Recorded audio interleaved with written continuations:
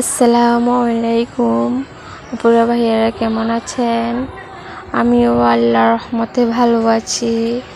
আজকেও চলে আসলাম শাশুড়ি বৌমার ব্লগ নিয়ে। তো দেখেন নার্গিস সিফাতের জন্য জামাই পিঠা বানিয়ে নিল, এদিকে সেমাইও ভেজে দিল।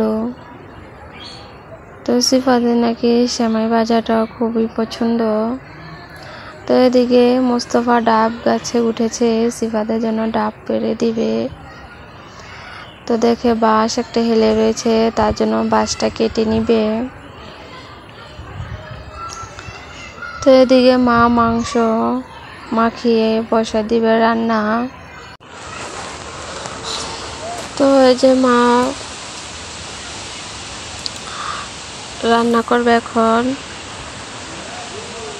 মোস্তফা বলতেছে যে আপু তুই থাকতি আমি মিলাদ পড়াই নেই, আমার ভাইয়ের ছেলে মারা গিয়েছে, তার জন্য আজকে মিলাদ পড়াই নিবে। তো আমাদের এদিকে রান্না বান্না শেষ। তো আমার ভিডিওটি ইউটিউব থেকে নতুন যারা দেখছেন অবশ্যই সাবস্ক্রাইব করে পাশে থাকবেন। আর পুরাতন আপু ভাইদেরকে অসংখ্য ধন্যবাদ। ফেসবুক পেজ থেকে যারা দেখছেন অবশ্যই ফলো করবেন। আর আমি বেশি বড় ভিডিও করি নাই, ছোট্ট ভিডিওই করি, কেউ স্কিপ করে দেখবেন না। অবশ্যই লাইক দিয়ে ভিডিওটি কন্টিনিউ করবেন।